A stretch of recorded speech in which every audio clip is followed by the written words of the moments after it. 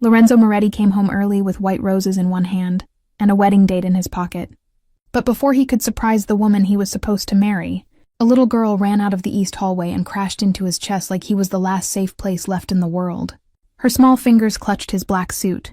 Her face was wet with tears, and her voice broke against him. "Please save my mom. She is hurting my mama. Please don't let her take my mama away." Lorenzo's guards moved at once, trained by years of violence to stop anything that rushed toward their boss.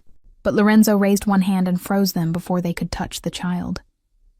He looked down and recognized her instantly. Lena Bellini, Sophia's daughter, the quiet little girl who sometimes sat near the servant hallway with crayons whenever school closed early and her mother had no one else to watch her. Lorenzo had seen her before, never more than a passing glance, never enough to know the shape of her fear. But now that fear was pressed against his chest, shaking in his arms. "Lena?" he asked, lowering himself to her level. His voice, usually sharp enough to cut stone, came out soft. "What happened? Where is your mother?" Lena looked back toward Valentina's private suite, her lips trembling. "The pretty lady. She said if Mama talks, I will disappear." Something inside Lorenzo went cold. Not angry yet. Cold. The kind of cold that came before decisions no one could reverse. He gently took the child's hands from his jacket and looked at Marco, his most trusted guard. "Keep her behind you." Lena panicked and grabbed him again. "No, please. Don't leave my mama there." Lorenzo looked into her frightened eyes. "Lena," Lorenzo said as if making a promise with her name, "I am going to bring your mother out. No one will take her away from you." She stared at him, searching his face with the desperate seriousness only children have when they are deciding whether an adult is safe. Then she nodded once and allowed Marco to guide her back. Lorenzo handed the white roses to no one. He simply let them fall on the marble floor. The wedding date envelope remained inside his coat like a joke written by fate. 10 minutes earlier, he had imagined Valentina's smile. He had imagined her surprise when he told her the wedding planner had chosen 3 dates, and tonight, he wanted her to pick one. He had imagined candles, soft music, and the elegant woman in silk laughing because he had finally done something romantic instead of practical. But the sound coming from the east hallway was not laughter. It was water dripping. It was a woman trying not to cry. Lorenzo walked without making a sound. His guards followed, but one movement of his fingers kept them back. Lena had not searched for him. That much was clear. She had run blindly from fear. Later, Lorenzo would learn that Sophia Bellini had left her daughter in the servant hallway with crayons and a small wooden table because school had closed early and there was no one else to watch her. Later, he would learn that Valentina's suite door had been left half open because dress steamers, tea trays, and staff were moving in and out before dinner. Later, he would understand that Lena had heard the tray break, heard her mother's choked breath, heard Valentina's threat, and run toward the only open light she could see. The front hall. She had not known Lorenzo was entering at that exact moment. She had only run from a monster and collided with a man the city called one. Lorenzo reached Valentina's suite and stopped outside the half-open door. He did not enter, not yet. Men like him did not survive by reacting to the first thing they saw. They survived by listening to what people said when they thought no one powerful could hear them. Inside, Sophia Bellini was breathing hard. Her voice came broken but controlled. "She is a child." She heard nothing. "Please leave her out of this." Then came Valentina's voice, low, beautiful, and cruel. "Then remember your place. You are a maid. You clean secrets. You don't carry them." "I did not ask for your secret," Sophia said. "I only heard your truth." A pause. Then Valentina stepped closer. Lorenzo heard her heels against the marble. "You heard a phone call you should have never heard. You heard my husband's name. You heard what happens after the wedding. Now you will forget it, or your daughter will pay for your memory." Lorenzo's face changed. There was no dramatic shout, no sudden movement, no visible explosion. The change was smaller than that and far more dangerous. His eyes emptied. His heart, which had been beating with concern for the crying child, became still. He pushed the door open and stepped into the room. "Then maybe you should have checked the door before threatening a mother in my house." Valentina froze. Sophia turned slowly from the floor, soaked from her shoulders to her waist, her dark hair plastered to her cheek, her uniform wet and clinging to her knees. Her eyes found Lorenzo first with terror, then disbelief, then the smallest flash of hope. Valentina stood above her with an empty glass jug in one hand. The glass caught the daylight coming through the window and made her look almost holy for half a second. Then Lorenzo looked at her face and saw the woman underneath the silk. "Lorenzo," Valentina whispered. "Thank God you're here." He said nothing. Her expression shifted instantly into wounded innocence, the version of herself she wore at charity dinners and public galas. "This is not what it looks like." Lorenzo looked at the water spreading across the marble, then at Sophia's shaking hands, then at the door where Lena had run out crying. "It looks," he said, "like a child ran to me begging for her mother's life." Valentina's mouth opened, closed, opened again. Then her mind caught its balance. She was not stupid. A stupid woman could not have stood beside Lorenzo Moretti for months and made his enemies believe she might become untouchable.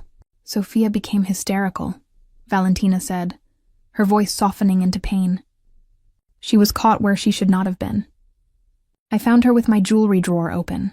I confronted her and she started screaming. Her daughter panicked. You know how children are." Sophia lifted her head. "That is not true." "Quiet!" Valentina snapped. Lorenzo's voice cut through the room like a blade. "Speak to her like that again and you leave this house before sunset." Valentina stared at him. Not because of the threat, because for the first time since she had known him, Lorenzo Moretti had placed a maid's dignity above her pride. Sophia tried to stand. Her knees shook. Lorenzo moved as if to help her, but she flinched. Not from him exactly, but from the expectation that any raised hand in that room might become another punishment. That flinch settled in Lorenzo's chest like a stone.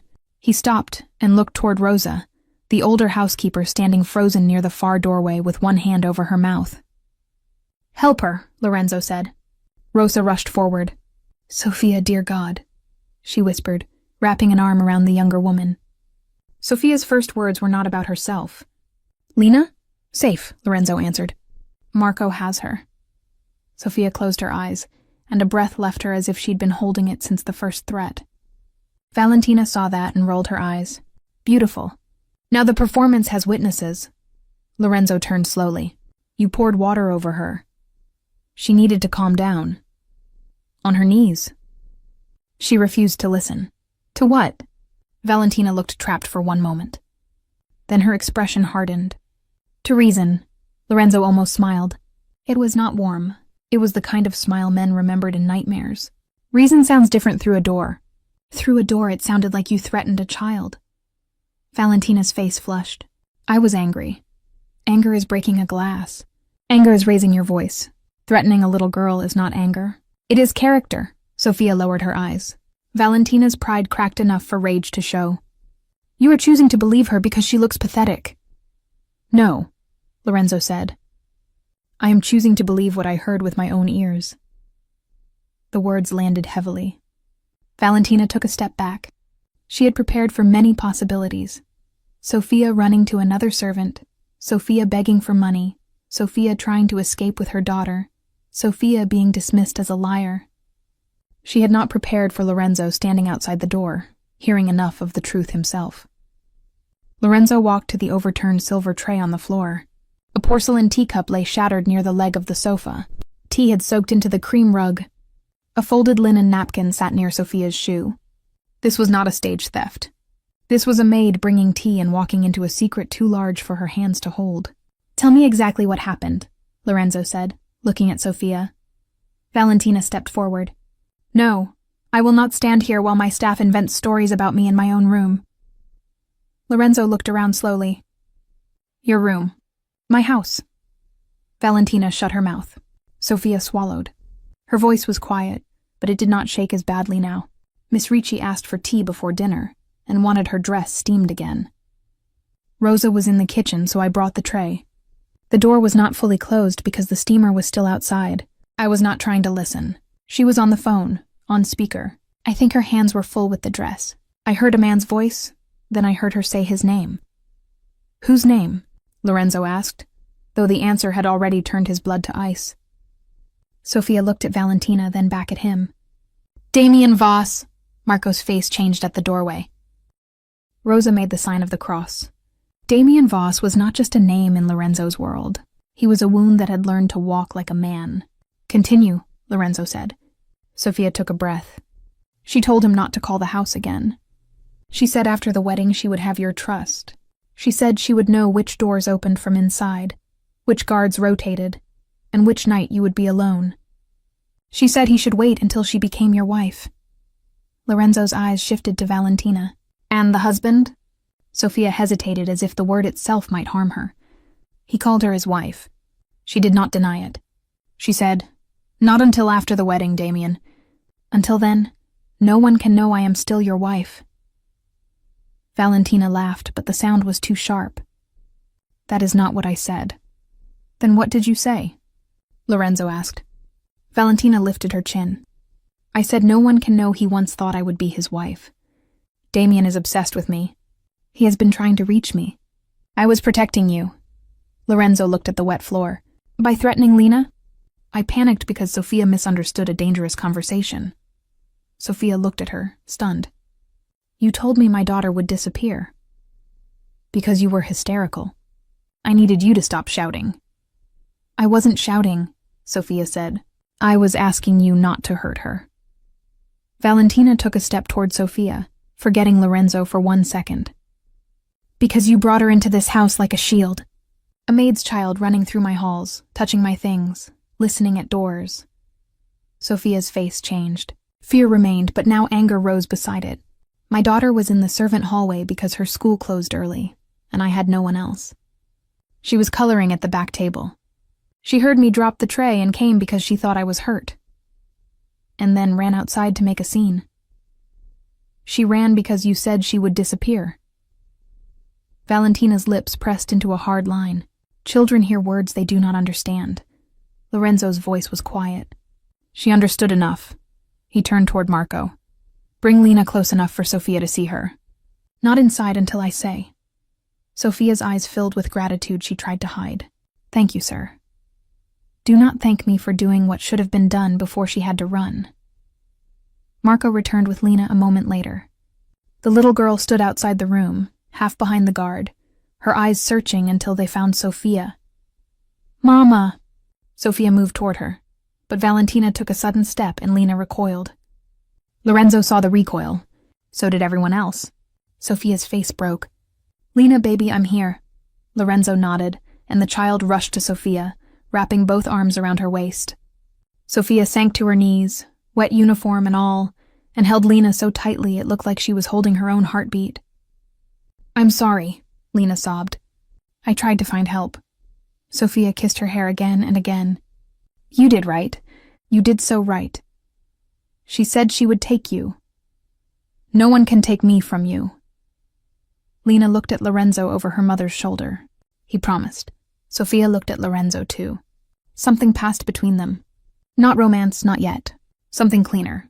Trust born in a terrible moment. Lorenzo nodded once. "I promised." Valentina watched the exchange with open irritation. "This is exactly what I mean. Look at this display. Tears, trembling, gratitude. She knows how to make you feel powerful." Lorenzo looked at her with disgust he did not bother to hide. "If that is what you see when a child holds her mother, then I almost made a worse mistake than I knew." Valentina's face hardened. "You think she cares about you? She would have sold what she heard to the highest bidder if I had not caught her." Sophia lifted her head. "No, no?" Valentina sneered. "Then what were you going to do with my private conversation?" Sophia looked at Lorenzo. "I don't know." Her honesty surprised the room. "I was afraid. I knew no one would believe a maid over your fiancé. I thought maybe I should run. Then I thought if I ran, she would still marry you, and whatever I heard would happen. I did not know what to do." Lorenzo held her gaze. "Would you have told me?" Sophia's answer came slowly. "Yes, but I was trying to find the courage." Valentina gave a bitter laugh. "Courage. How noble." Sophia stood, keeping Lena behind her. "Do not speak to me about courage when you used my daughter to make me silent." The room shifted. Sophia was still wet, still frightened, still a maid in a house where everyone else had more power than she did. But in that moment, she stood taller than Valentina. Lorenzo saw it. Valentina saw him see it, and hatred flickered across her face. "You are nothing," Valentina whispered. "You clean floors." Sophia's voice stayed low. "And today I cleaned enough lies to see the dirt under yours." Rosa inhaled sharply. Marco looked at the floor to hide the smallest hint of approval. Lorenzo did not hide his. Valentina's eyes filled with humiliation. She turned back to him. "You are going to let her insult me? You poured water on her in front of her child. Because she crossed a line." "No," Lorenzo said. She heard one. For the first time, Valentina seemed to understand that charm would not repair this. She lowered her voice and stepped closer to him, trying a different weapon. Intimacy. "Lorenzo, please, think. You know me. You know the woman I have been to you. The dinners, the charity nights, the quiet mornings, the way I stood beside you when everyone else feared your name. Do not let one frightened servant tear apart what we built." Lorenzo looked at her hand as she reached for his sleeve. He did not allow her to touch him. "What did we build?" he asked. Valentina stopped. "A future. A future with how many husbands?" Her eyes flashed. "That is cruel." "No. Cruel is threatening a child." She flinched. He continued. "Cruel is letting me bring flowers to a trap." Her voice dropped. "You do not know Damien." "I know enough." "No. You know the war version. You know the monster men mention in back rooms. I know the man who owns people even after they run." Lorenzo's eyes narrowed. There it was again. Not just guilt. Fear. Valentina noticed his attention and immediately regretted giving him truth. He stepped closer. "How long?" "Lorenzo, how long have you been his wife?" Sophia's breath caught. Valentina looked at the child, at the guards, at Rosa, at Sophia. Pride struggled against panic.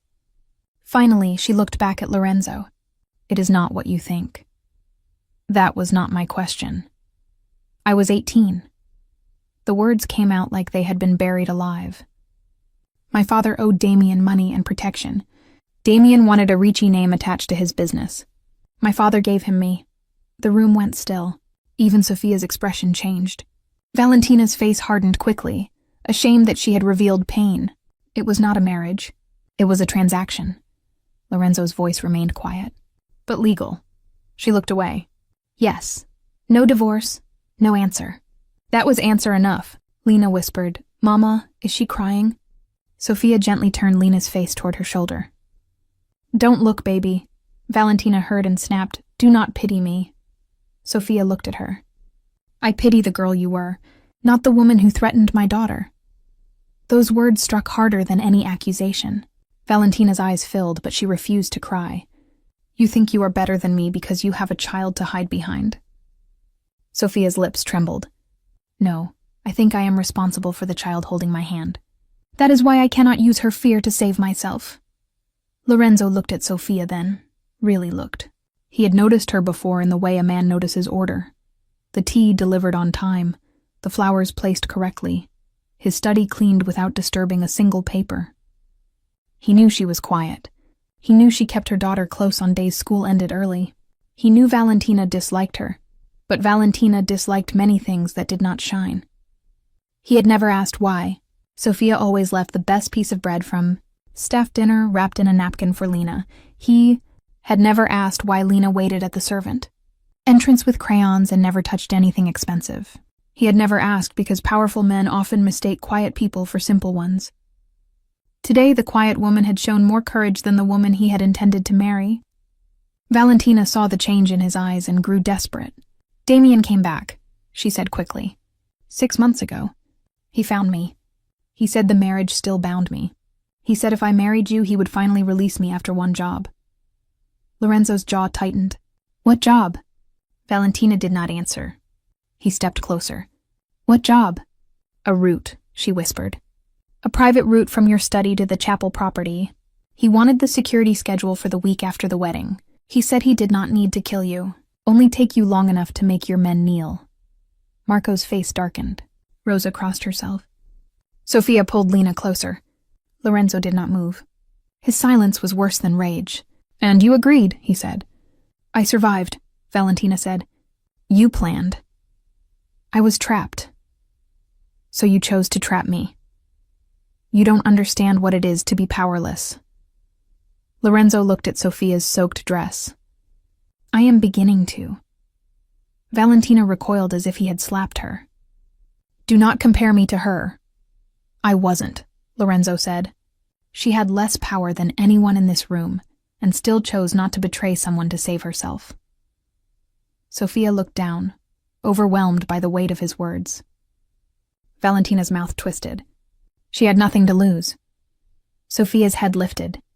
I had her. She placed one hand on Lena's head. That is everything. The line settled in the room with painful simplicity. Lorenzo felt it in a place he did not often allow anything to reach. He had come home believing his future was inside a wedding envelope. But the future had run into his arms crying. Not his child, not his blood, not his responsibility by law. Yet the moment Lena said, "Please save my mom," his house had become accountable. Valentina's betrayal had endangered his life. Her threat had revealed her soul. Lorenzo turned to Marco. Call Enzo, quietly. I want confirmation on Damien Voss. Recent movement, shell accounts, Ricci transfers, marriage records, everything. No one outside this wing hears why. Marco nodded and stepped away. Valentina's eyes widened. You are investigating me? Lorenzo looked at her. I am correcting the mistake of trusting you. Lorenzo, please. Do not. His voice was low, but it stopped her cold. Do not use my name like you did not just offer it to my enemy.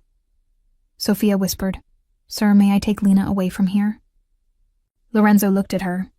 There was something unbearable about the request. She was asking permission to remove her child from a room where no child should ever have been afraid. Yes, he said. Rosa will take you both to the blue guest room. Not the servant quarters. The guest room. Sophia looked confused. Sir, I can go downstairs. You can go where my guards can protect you. Valentina laughed through tears. Now she gets a guest room. Lorenzo did not look at her. She gets safety.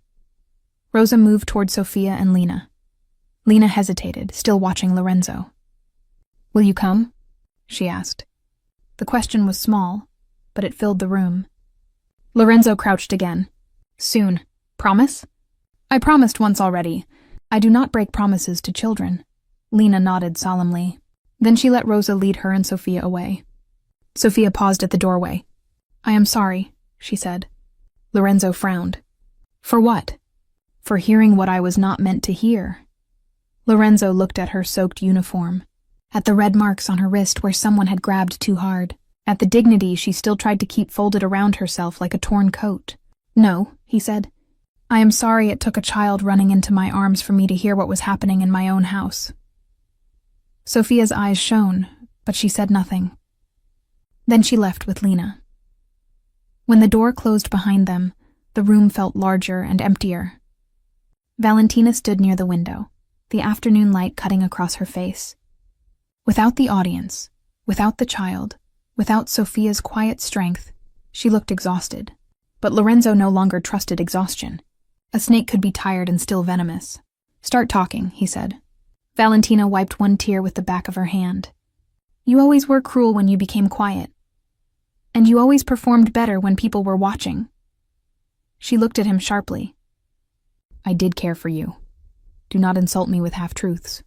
I did, she insisted. Not at first. At first, yes, I needed protection. I needed your name. I needed a way out from under Damien. But you were not what I expected. What did you expect? A monster! Lorenzo's eyes hardened. And I found a lonely man pretending not to be one. The words landed somewhere uncomfortable.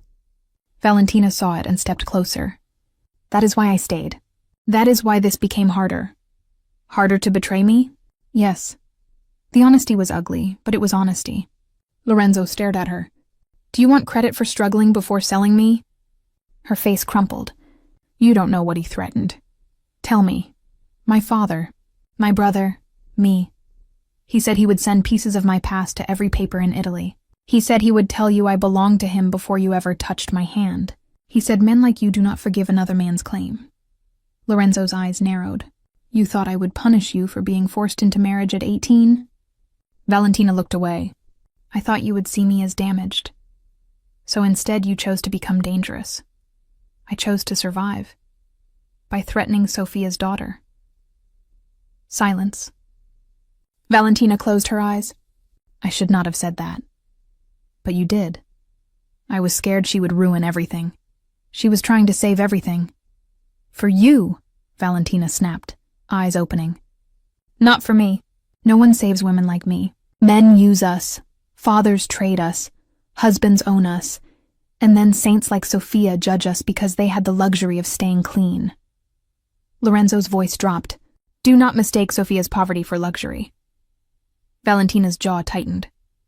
Before she could answer, Marco returned to the doorway.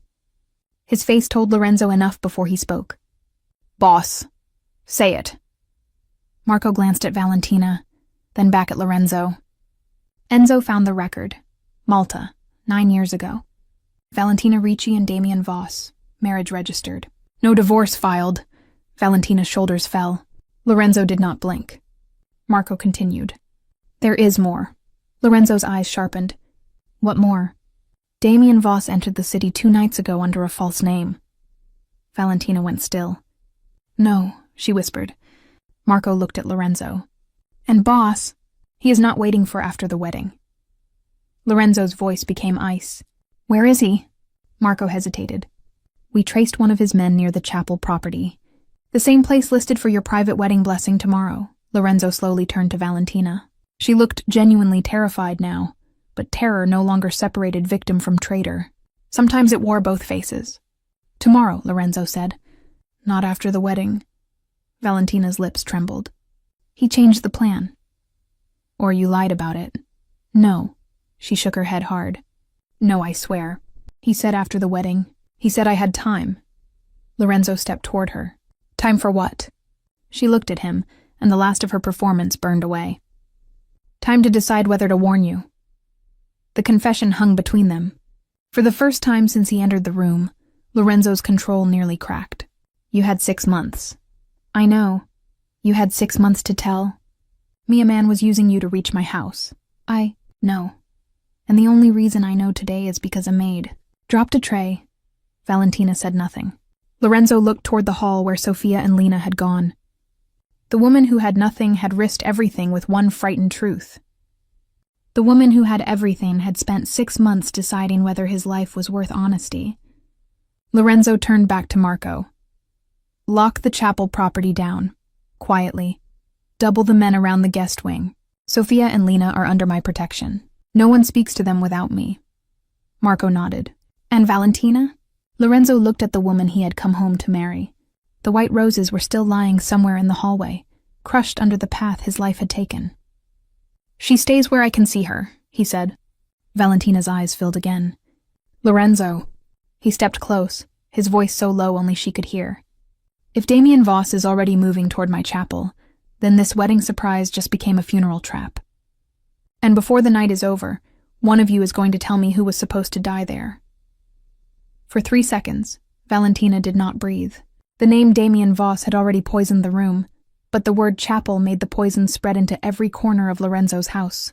The chapel property was not only where Lorenzo had planned to hold a private wedding blessing. It was the oldest Moretti land in the city, a stone building his grandfather had bought after his first victory, a place where Lorenzo's family made promises, buried grief, and trusted God more than men. Damien choosing that place was not business. It was insult. It was a knife placed on the family table. Lorenzo looked at Valentina. Who was supposed to die there? He asked again. Valentina's lips moved, but no sound came. Answer me. She swallowed hard. You were not supposed to die. Marco's jaw tightened at the door. Lorenzo did not move. Then who? No one, Valentina whispered. It was supposed to be a handover. Lorenzo laughed once, quietly, without humor. A handover. Damien wanted you alive.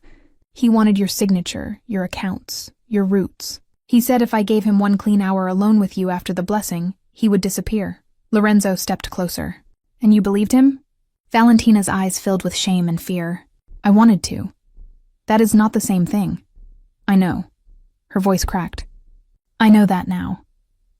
Lorenzo looked at Marco. The chapel. Marco nodded and lifted his phone again, already moving toward the hall. Lorenzo's voice followed him. No sirens, no noise. Quiet Nat. I want every road watched, every delivery stopped, every man identified before he knows we see him. Done, Marco said. Valentina wrapped her arms around herself. If Damien knows you found out, he'll run. Lorenzo looked back at her. Then we will not let him know. Her eyes widened. What does that mean? It means the blessing still appears to happen. Valentina stared at him as if he had lost his mind. You cannot be serious. I am always serious when someone brings war to my home. Lorenzo, if you walk into that chapel, I am not walking into his trap. His voice was calm. He is walking into mine. Valentina shook her head. You don't understand him. He will know. He always knows when fear changes. Then stop being afraid. She gave a broken laugh. That is easy for you to say. No, Lorenzo said. It is easy for Sophia's daughter to say when she runs for help. It is easy for a child to choose courage because no one has taught her how expensive it is yet. You and I are adults. We do not get to hide behind fear after using it on someone weaker. Valentina flinched. The truth had become a physical thing in the room. Lorenzo turned away from her and walked toward the hallway. Keep her here, he told Marco's second guard. If she moves, breathes wrong, or tries to send one message, you tell me before you tell God. The guard nodded. Valentina whispered his name, but Lorenzo did not turn around. Lorenzo. He stopped at the doorway. I did care for you. He did not look back. Then that is the saddest part. In the blue guest room, Sophia sat on the edge of the bed wrapped in a dry blanket, Lena pressed against her side like a small shadow. Rosa had brought warm towels and tea, but Sophia had barely touched either. Her uniform was gone, replaced by one of Rosa's plain dresses.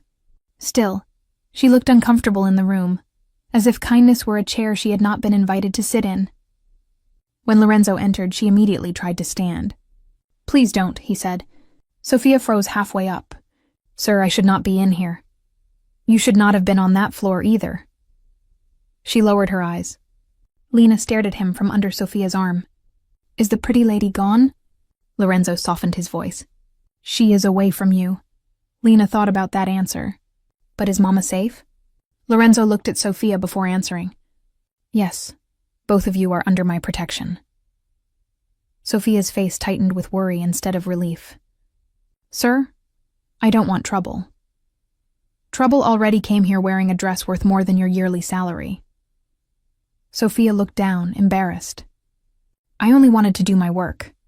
No, Lorenzo said. Today you did more than your work. Lena lifted her head. Mama dropped the tray. Sophia's cheeks flushed. Lena.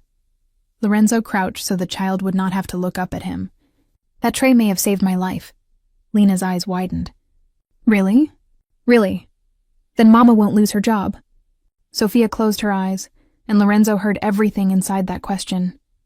Rent, food, school fees, medicine.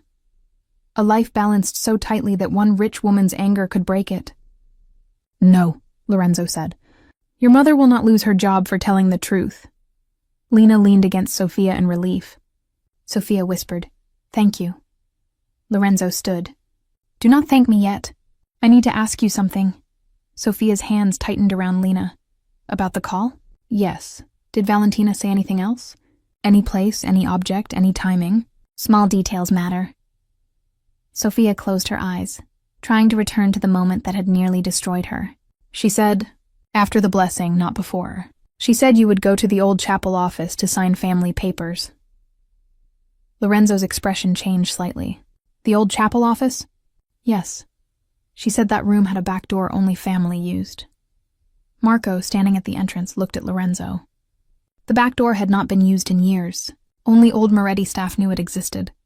Lorenzo's voice remained steady. Anything else? Sophia frowned, fighting memory. She said the flowers would arrive early. White lilies, not roses. She told Damien not to send men who looked like soldiers. She said wedding workers are invisible if they carry something beautiful. Lorenzo's eyes went hard. Marco was already typing into his phone. Stop every floral van headed to the chapel property, Lorenzo said. Quietly, Sophia's face went pale. I'm sorry. I should have remembered sooner. You remembered in time. There was one more thing. Lorenzo became still. Sophia looked toward Lena, then gently asked Rosa to take her to the washroom for a minute. Lena did not want to leave, but Sophia kissed her forehead and promised she would stay right there. When the child was gone, Sophia reached into the pocket of Rosa's borrowed dress and removed a small bronze key tied with white thread. Lorenzo's expression darkened. Where did you get that? Sophia placed it carefully on the table. When Miss Ricci grabbed my wrist, this fell from her sleeve. I did not know what it was. I picked it up because Lena was on the floor near the broken glass, and I did not want her to cut herself. I forgot it was in my hand until Rosa changed my dress. Marco stepped forward. Boss. Lorenzo took the key without touching Sophia's fingers. He knew that key. He had not seen it since his mother died. It belonged to the sacristy door behind the old chapel office, the door used by Moretti brides to enter quietly before family blessings. Lorenzo had given Valentina access to the chapel for planning, but that key should have remained locked in the chapel safe. Valentina had not only planned betrayal, she had stolen from the bones of his family. Sophia, Lorenzo said, his voice lower now. This detail may matter more than anything you heard. Sophia looked ashamed instead of proud. I should have told you immediately. You were soaked, threatened, and protecting your daughter. Still, her voice steadied. If this can stop him, then use it. I don't want to run away while the people who did this walk into that chapel. Lorenzo looked at her then. Really looked. She was no longer just the woman he had found on his floor. She was frightened, yes, but she was choosing to stand where fear told her to hide. You do not have to be brave for my war, he said. Sophia met his eyes. This stopped being only your war when my daughter learned to fear a beautiful room.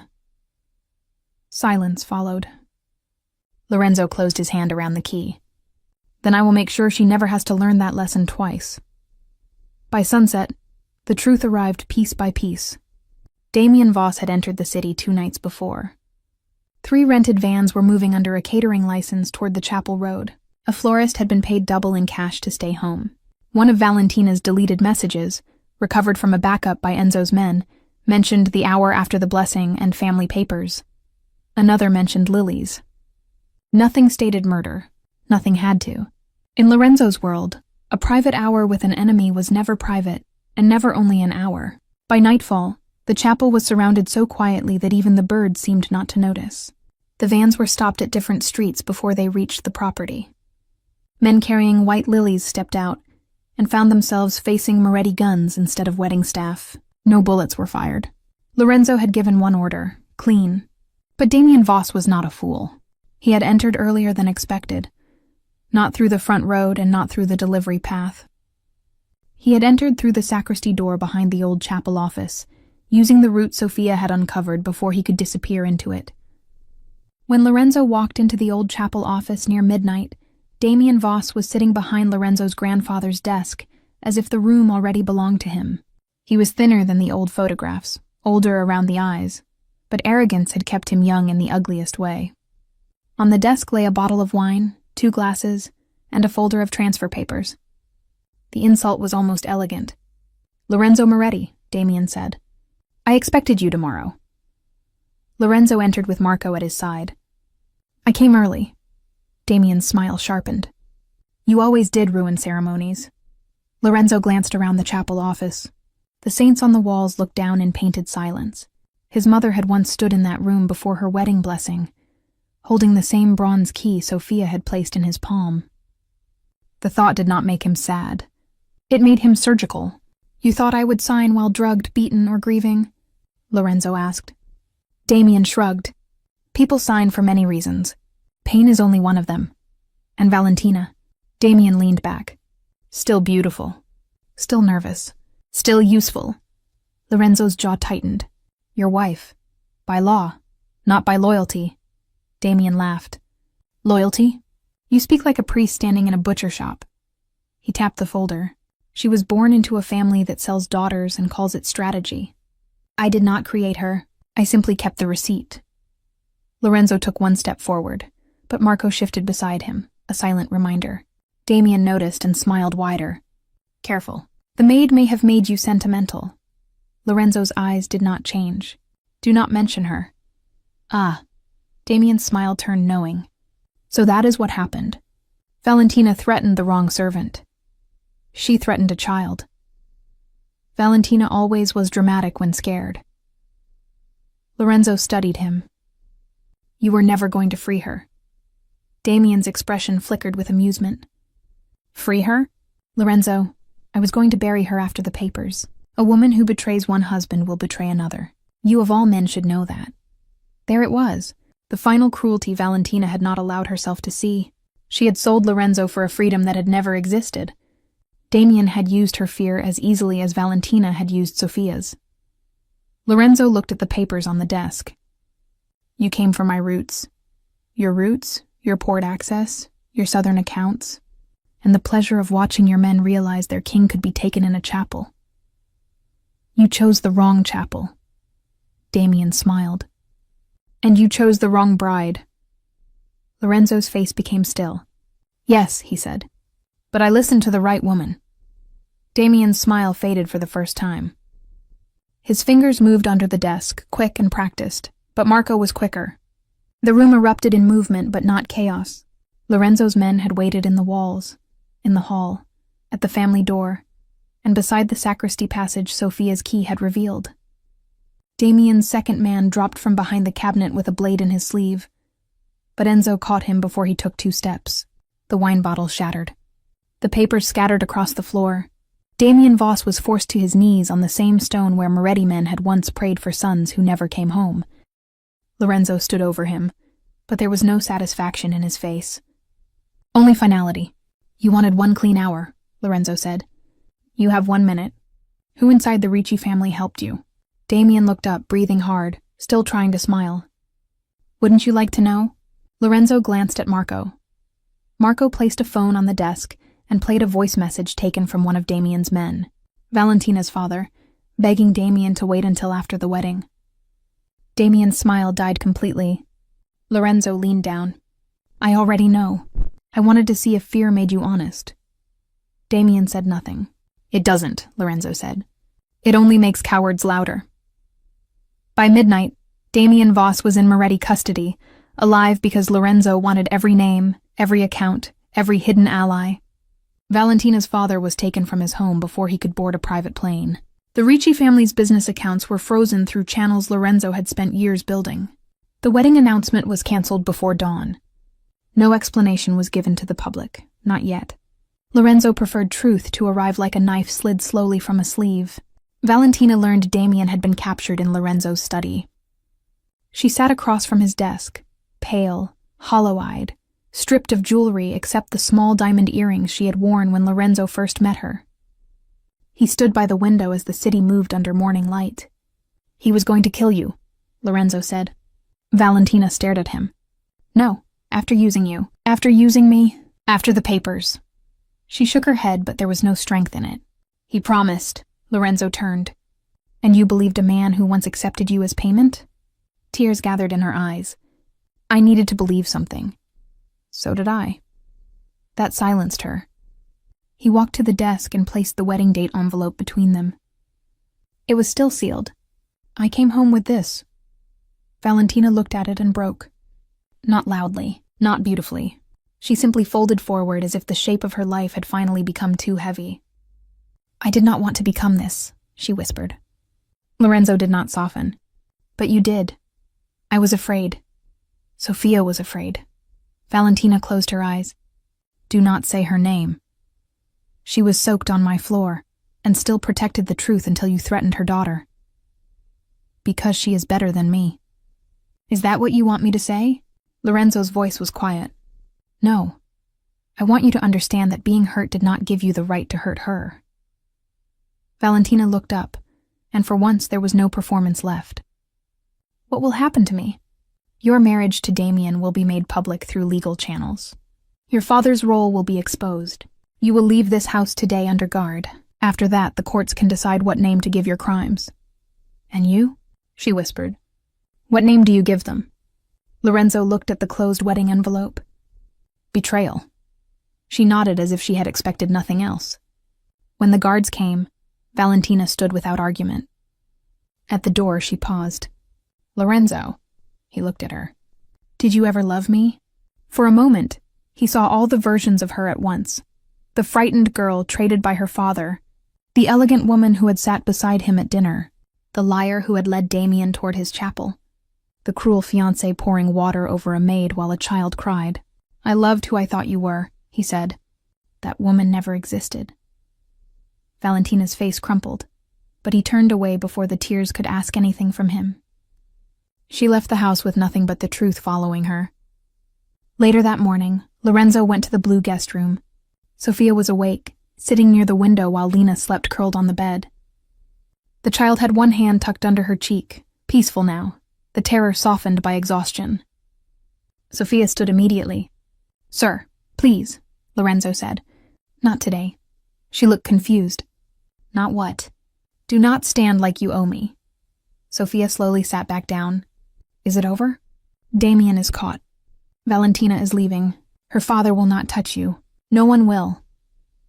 Sophia pressed her lips together, and for a moment she looked away, because relief can feel too much like weakness when someone has been strong for too long. "Thank you." Lorenzo sat in the chair across from her, leaving enough space to make clear she was safe. "I owe you more than thanks." "No, sir. I only heard a call." "You remembered what mattered. You kept the key. You stayed when running would have been easier." Sophia looked at Lena. "I almost ran. But you didn't. Because I thought of her." Her voice softened. "I thought, one day she will ask me what I did when I heard a wrong thing happening. I could not teach her to hide from truth." Lorenzo looked at the sleeping child. She ran straight into my arms. Sophia's face changed with embarrassment. "I am sorry. She should not have touched you. She should not have needed to." Sophia looked at him, surprised by the pain in his voice. He continued, "This house failed her before she reached the door. It failed you before she dropped that tray. You cannot know everything that happens in a house this big. Then the house is too big, or I have been looking in the wrong rooms." Sophia did not know what to say. Lorenzo took a folded paper from his coat and placed it on the small table. Sophia stiffened. "What is that?" "Options, sir. A protected apartment if you want distance. Paid leave if you need time. A place in this house if you want to stay. No debt, no condition, no order." Sophia stared at the paper for a long moment. Then she slowly pushed it back toward him. Lorenzo's eyes narrowed, not in anger but in surprise. "Sophia!" She looked at Lena, then back at him.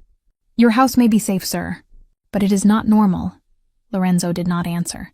Sophia's voice trembled, but she kept it steady. "Lena learned too many words yesterday.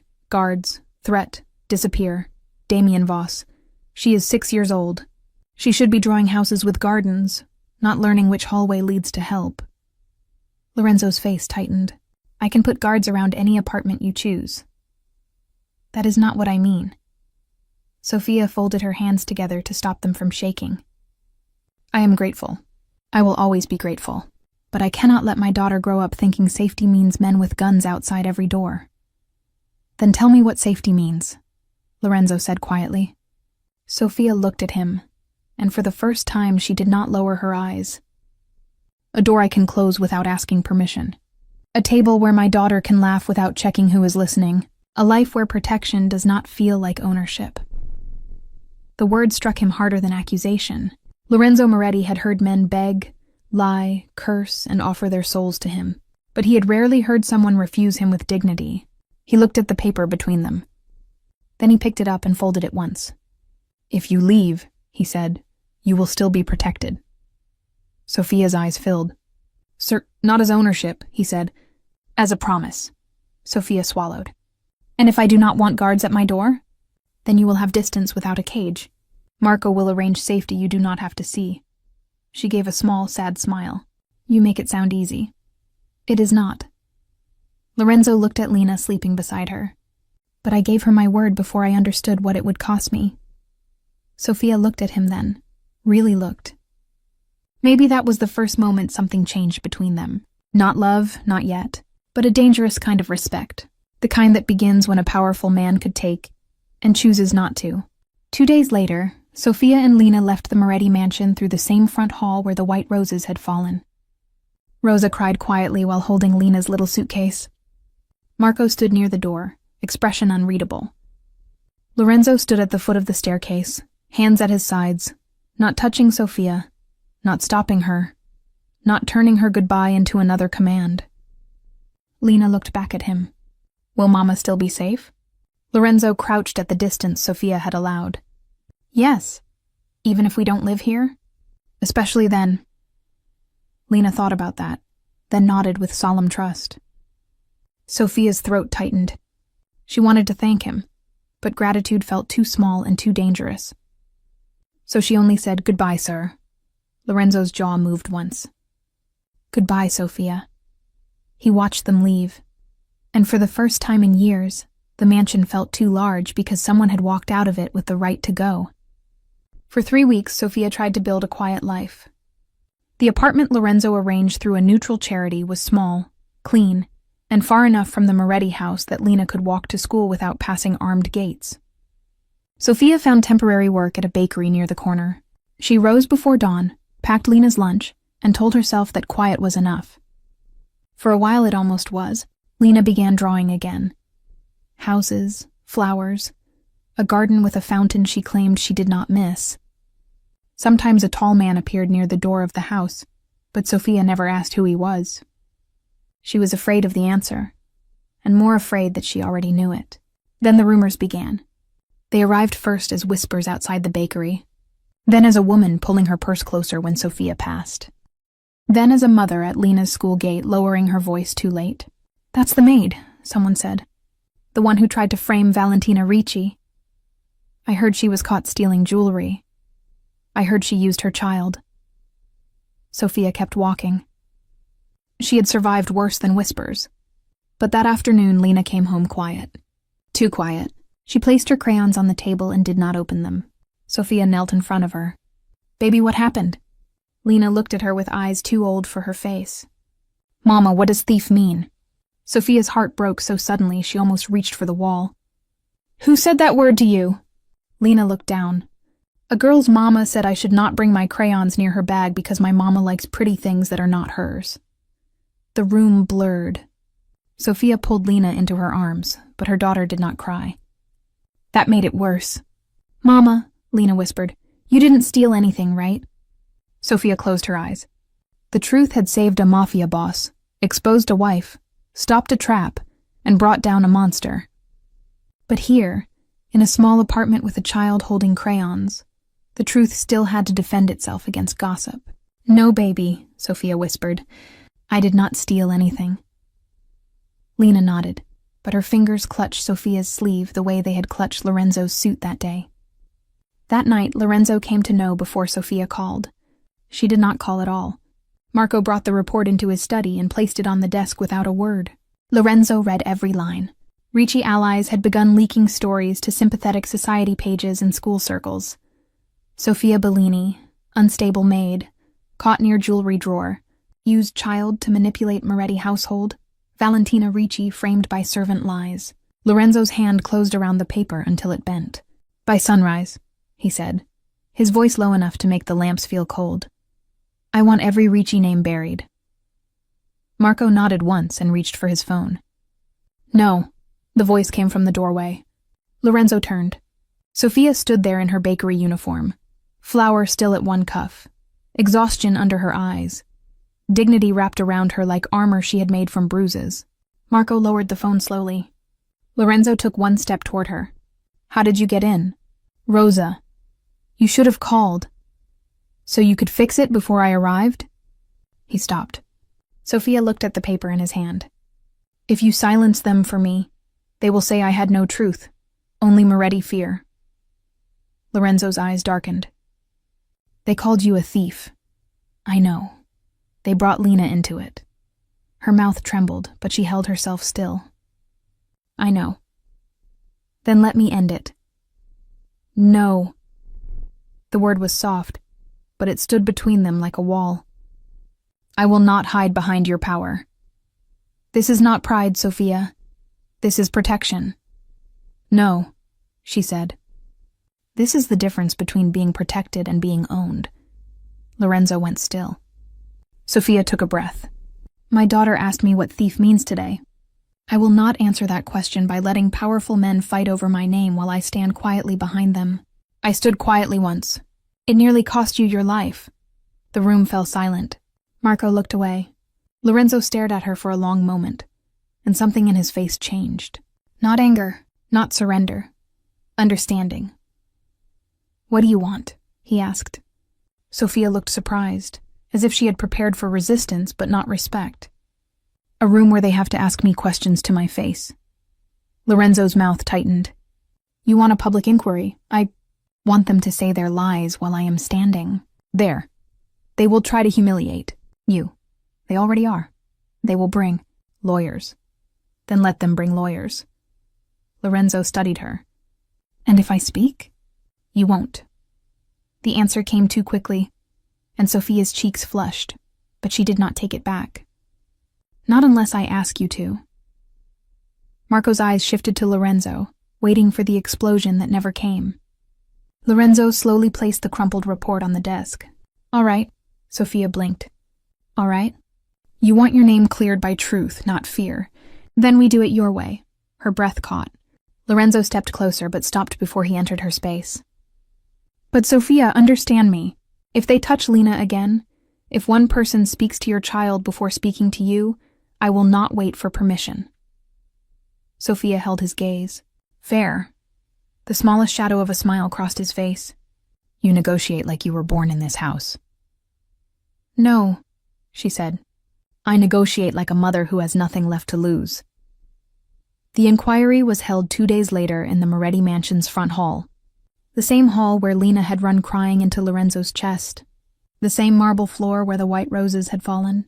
Lorenzo chose that place on purpose. If lies were going to be spoken, they would be spoken where the truth had first arrived. The room was filled with people who had once looked through Sophia without seeing her. Ricci lawyers, charity board members, senior staff, 2 legal witnesses, Rosa, Marco, Enzo, and several society figures who had been very comfortable whispering when Sophia was not present. Valentina's father arrived in a dark suit with grief painted on his face like expensive perfume. He looked at Sophia once, then dismissed her as if she were furniture. Lorenzo stood near the staircase, silent, hands folded in front of him. His silence frightened the room more than shouting would have. Sophia stood alone in the center, wearing her plain navy dress. No jewels, no borrowed elegance. Lena waited with Rosa near the back, clutching her crayons in both hands. Sophia had not wanted her there, but Lena had begged. If they say bad things about you, she had whispered, I want to hear you say the true things. That was why Sophia stood there now with her heart beating against her ribs and her daughter watching. The Ricci lawyer began smoothly. Miss Bellini, is it true you were found inside Miss Ricci's private suite near her jewelry drawer? Lorenzo's fingers twitched once, but he did not speak. Sophia felt his restraint from across the room. It gave her strength because it was not control. It was trust. Yes, Sophia said. A murmur moved through the hall. The lawyer smiled faintly. So you admit you were near her valuables? I was near her drawer, because I was on my knees after she poured water over me. The murmur died. Sophia continued, her voice shaking only at the edges. I did not steal her jewels. I heard her truth, and that was the only thing in that room valuable enough to make her afraid. Rosa began to cry silently. The lawyer's smile thinned. Miss Bellini, are you aware that accusing a woman of Miss Ricci's status requires evidence? Sophia looked at him. Being poor does not make my memory less legal. Someone in the room drew a sharp breath. Lorenzo's eyes did not leave her face. The lawyer stiffened. Did you or did you not use your child to create sympathy from Mr. Moretti? Sophia turned, slowly enough that the whole room followed her gaze to Lena. Lena stood very still. Too still. Sophia's voice softened, but it carried. My daughter did not run for sympathy. She ran because a beautiful woman in a beautiful room taught her that power could make mothers disappear. Lena's eyes filled. Sophia looked back at the lawyer. If you want to call a 6-year-old child a strategy, do it while looking at her. The lawyer looked down first. That was the first victory. Then Valentina entered. No one had expected her. Her father turned sharply. Valentina. She walked slowly, paler than Sophia had ever seen her, dressed in black, her beauty still present, but no longer useful. 2 guards remained near the doorway behind her. The room shifted. The Ricci lawyer moved toward her, desperate for control. "Miss Ricci, please confirm for their record that Miss Bellini fabricated the accusation after being caught in your room." Valentina looked at Sophia. For one long second, hatred flickered there. Then exhaustion. Then something more painful than either. Recognition. Her eyes moved to Lena, who was standing with crayons clutched to her chest like a shield. Valentina's mouth trembled. Her father stepped closer. "Tell them the maid lied." Valentina turned to him. For a moment, the room disappeared, and she was 18 again, standing before a father who had decided her life was a debt payment. Her voice came quietly. "No." The word cracked the hall open. Her father stared at her. "What?" Valentina looked at Sophia again. The maid did not lie. Silence fell so hard it seemed to stop the air. The lawyer tried to speak, but Valentina raised one hand. She heard what I said. She heard Damien's name. She heard enough to know the wedding was a trap. Her father's face went white. "Valentina, stop." She turned on him fully. "You sold me once." The words struck the room like a slap. "I will not let you bury another woman's name to save yours." Sophia's breath caught. Lorenzo's face did not change, but his eyes sharpened. Valentina looked at him once, then away. "I am not saying this because I am clean. I am not. I threatened Sophia. I threatened her child. I did what frightened people do when they become cruel instead of brave." Her voice broke, but she forced it steady. "But she did not steal from me. She did not frame me. She told the truth." Her father moved as if to grab her arm, but Marco was suddenly there, one step between them. Valentina's father stopped. Lorenzo finally spoke, and his voice carried the weight of a door closing forever. "The record is complete." The Ricci lawyer lowered his papers. No one whispered now. Sophia stood in the center of the hall, still trembling, still poor, still the same woman who had been on the floor days earlier. But the room no longer looked through her. They saw her. That was what almost broke her. Not the insults, not the accusation. Being seen. Lena broke free from Rosa and ran to her mother. Sophia caught her, kneeling again on the same marble where the story had begun. But this time no one stood over her. Lena whispered into her neck, "You said the true things, Mama." Sophia held her daughter and closed her eyes. "Yes, baby." Across the room, Lorenzo watched them. He did not move toward them. He wanted to. Every instinct in him wanted to wrap his power around them so tightly nothing could touch them again. But Sophia had asked for her voice, not his shadow. So he stayed where he was and let her victory belong to her. That evening, Sophia left the mansion again. Rosa begged her to stay for dinner. Marco offered a car. Lorenzo said nothing until they reached the front doors. The setting sun poured across the marble floor, turning the place where the roses had fallen into gold. Sophia looked at him. "Thank you for not speaking." He gave the faintest smile. "It was one of the hardest things I have done." She almost smiled back. Almost. "You could have ended it faster." "Yes." "Why didn't you?" Lorenzo looked at Lena, who was half asleep against Rosa's side, then back at Sophia.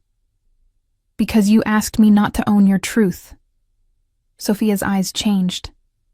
That sentence did more than any protection order could have done.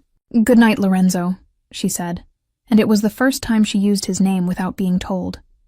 He felt it like a hand placed carefully over an old wound. "Good night, Sophia." Later that night, when the city had gone quiet, and Lena was asleep in the small apartment with one arm around her crayons, Sophia heard a knock at the door. She froze. Then she looked through the peephole and found Lorenzo standing alone in the hallway. No guards, no black cars visible from the window, no command surrounding him. Just Lorenzo, holding a folded piece of paper in one hand. Sophia opened the door only halfway. "Is something wrong?" "No." He looked almost uncertain, which would have been impossible to believe if she had not seen it with her own eyes. "May I give you this?" She looked at the paper. "What is it?" Lena left it in the hall. Sophia took it slowly. It was one of Lena's drawings. A crooked house, a woman with dark hair, a little girl with a ribbon, and a tall man standing outside the door, not inside the house, not at the center, not owning it, waiting. Sophia stared at the drawing. She drew you outside. Lorenzo nodded. Yes. Why does that matter? He looked at the little apartment behind her, at the small table, the 2 cups drying beside the sink, the crayons lined in a careful row. Because I have spent my life owning houses, Sophia. Your daughter was the first person who drew me as someone waiting to be invited in. Sophia's eyes filled before she could stop them. Lorenzo did not step closer. I do not know how to be that man yet, he said, but I would like to learn. Sophia looked at him through the narrow opening of the door. And if I never invite you in, then I stay grateful outside. It should have sounded like a line. It did not. It sounded like a man telling the truth because he had finally found someone who would not reward him for pretending. Sophia opened the door a little wider. Not fully, not yet, but wider. Would you like tea? Lorenzo looked at the small apartment, then at her. Only if you want to make it. Sophia almost laughed. I asked, didn't I? Something softened in his face. Then yes. He stepped inside like a man entering a church. Careful not because the room was expensive, but because it was not his. That was the night Sophia began to love him. Not because he saved her. Not because he had power. Not because he could destroy anyone who touched her name. She began to love him because he had stood in a hallway outside her door and admitted he did not belong until she said he did. After that, Lorenzo did not visit often. He did not want Lena's neighbors counting his car. He did not want Sophia's quiet life swallowed by his name. Sometimes he came on Sunday afternoons with groceries he pretended were from Rosa. Sophia always pretended to believe him badly enough that Lena laughed. Sometimes he sat at the small table while Lena showed him drawings and asked why all his suits looked like sad penguins. Sometimes Sophia caught him washing his own cup in the sink, awkwardly, as if he were learning an ancient skill. You have people for that, she said once. Lorenzo looked at the soap on his hands. I have had people for too many things. Sophia said nothing, but she smiled while turning away. Lena saw it. Of course she saw it. Children see what adults think they hide. She saw her mother's shoulders relax when Lorenzo remembered to knock twice and wait. She saw Lorenzo leave before dinner if Sophia looked tired. She saw him bring no gifts for Sophia except small practical things. A better lock for the door, a book Lena had mentioned, a packet of rose seeds because Lena wanted to grow not scary flowers. Most of all, Lena saw that her mother smiled with him in a way that did not ask permission from fear. 1 month after the public inquiry, Lorenzo asked Sophia to come to the mansion. She almost refused. For what? She asked. No meeting, he said. No lawyers. No Ricci name. Just the front hall. Sophia's breath caught. The front hall was not just a room. It was the place where Lena had run. The place where white roses had fallen. The place where fear had collided with fate. Lena too? Sophia asked. Lorenzo's voice softened. Only if she wants, Lena wanted. She wore her white ribbon and insisted on carrying her best crayon drawing because big houses need pictures or they get lonely. When they arrived, the mansion doors stood open. Not like a command, like an invitation. The front hall was filled with daylight. White roses lined both sides of the marble floor, not scattered, not fallen, not crushed under anyone's shoes. Rosa stood near the staircase with tears already in her eyes. Marco stood beside her, expression stern, though Lena immediately whispered, "He is trying not to smile." Sophia looked at Lorenzo. He stood in the center of the hall, exactly where Lena had crashed into him weeks before. No crowd, no audience, no performance. Just the people who had witnessed the beginning. Sophia's voice trembled. What is this? Lorenzo walked toward her slowly, stopping far enough away that she could still choose distance. The first time I stood here with roses, I was going to choose a lie, he said.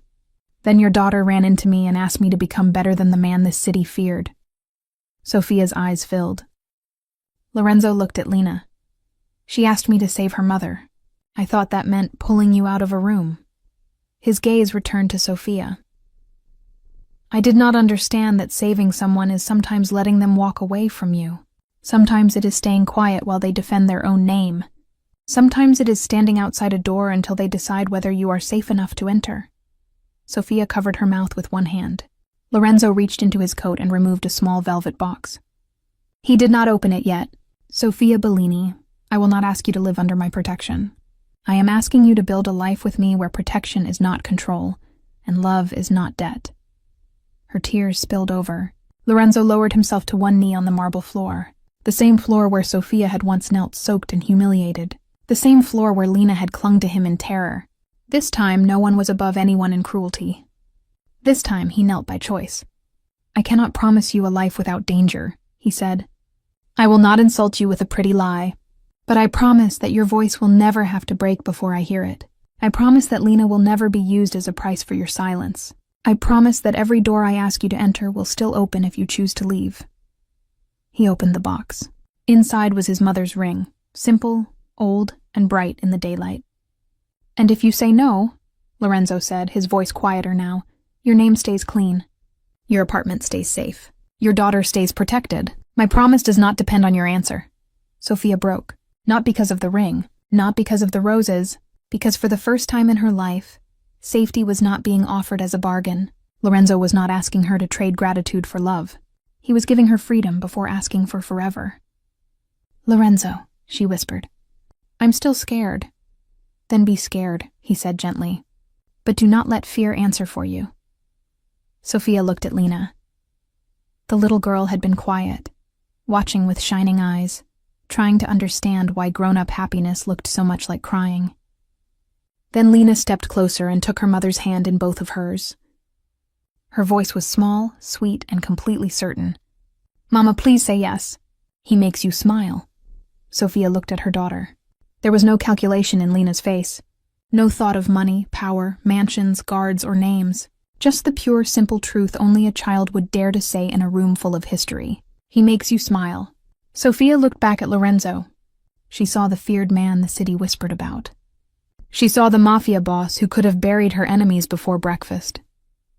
But she also saw the man who had stayed silent when she asked, waited outside her door, washed his own cup badly, and learned that love was not the same thing as possession. Her lips trembled into a smile. Yes, she whispered. Lorenzo's eyes changed. The whole hall seemed to breathe. Sophia stepped closer. Yes, Lorenzo, I will marry you. Lena gasped, then shouted, She said yes. Rosa burst into tears. Marco turned away, but not before Lena pointed at him and said, I saw that. For the first time, Marco did not deny the smile. Lorenzo slid the ring onto Sophia's finger, then lifted her hand and pressed his lips to it. The kiss was not possession. It was a vow. Lena threw herself between them, wrapping one arm around her mother and one around Lorenzo as far as she could reach. For 1 second, Lorenzo froze, as if happiness had touched him without warning. Then his arms closed around both of them. The front hall that had once held fallen roses and a child's terror now held a family beginning in the same place fear had tried to win. 6 weeks later, the wedding began not at the chapel altar, but at the front doors of the Moretti mansion. That was Sophia's choice. She did not want to appear suddenly in silk at the end of an aisle as if the past had been erased. She wanted to walk through the place where everything had started, and let every step answer what had once tried to shame her. The doors opened to daylight. Sophia stood in a simple white dress, Lena beside her carrying the rings with the seriousness of a princess carrying a crown. The white roses that had once fallen uselessly from Lorenzo's hand now lined the hall in full bloom. Staff stood not hidden against walls, but openly among the guests. Rosa held a handkerchief to her mouth. Marco stood near Lorenzo, pretending this was only security and not the happiest duty he had ever accepted. Sophia looked at the marble floor and remembered water, fear, broken porcelain, Valentina's voice, Lena's cry. Then she lifted her head. Lorenzo waited at the center of the hall before they would continue to the chapel, not at the altar yet, not above her. There, in the place where he had first failed to see everything happening in his house, and where he had decided never to be blind again. When Sophia reached him, he held out his hand. She placed hers in it without shaking. Lorenzo looked at the guests, then at the staff, then at Sophia. You entered this house once as someone people looked through, he said, his voice carrying through the hall. Today, every door opens because you are here. Sophia's eyes filled, but she smiled. Lena leaned toward her and whispered, "Don't forget to smile, Mama." Sophia laughed, and the sound moved through the mansion like sunlight finally reaching a locked room. Then they walked together to the chapel. No hidden knives waited behind flowers. No stolen keys. No enemy in the old office. The chapel that Damien had tried to turn into a trap became the place where the promise was completed. Lorenzo did not promise Sophia a palace. He promised her a home where her no would be respected as deeply as her yes. Sophia did not promise to be fearless. She promised never again to make herself small for people who needed her silence. And when Lorenzo placed the ring on her finger before God, before his men, before the staff, before Rosa, before Marco, and before Lena, the old chapel stopped being the place where betrayal had waited. It became the place where truth became family. Months later, the mansion no longer felt like a museum of power, but Sophia had not changed it by accepting a title or sitting behind a manager's desk. She had changed it because Lorenzo had learned to ask different questions. Who waits in the servant hallway? Who is afraid to speak? Which door is only open for the powerful? Which children are being taught to disappear quietly? He changed those things because Sophia had once refused to live inside his protection, unless his protection became something better than control. Lena still kept her small apartment drawing in Lorenzo's study. The one with the tall man outside the door.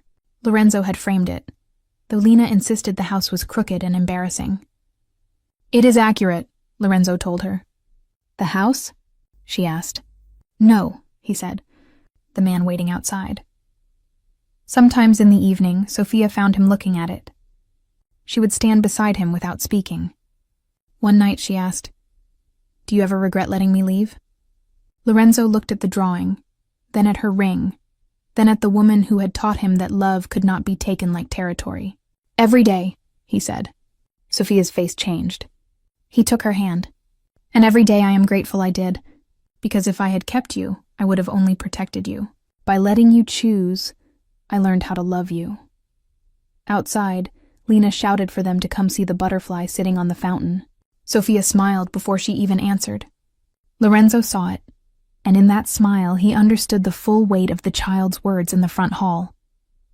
He had made her smile, but she had done more than that for him. She had made his house honest. She had made his power answer to something better than fear. She had made his future real. Lorenzo Moretti had arrived home unannounced to surprise his fiancée, but what he saw changed everything. The woman in silk had carried betrayal behind her beauty. The maid on the floor had carried courage inside her silence. And the little girl who begged him to save her mother had not only saved Sophia that day, she had saved Lorenzo from giving his life to the wrong woman and led him toward the right one.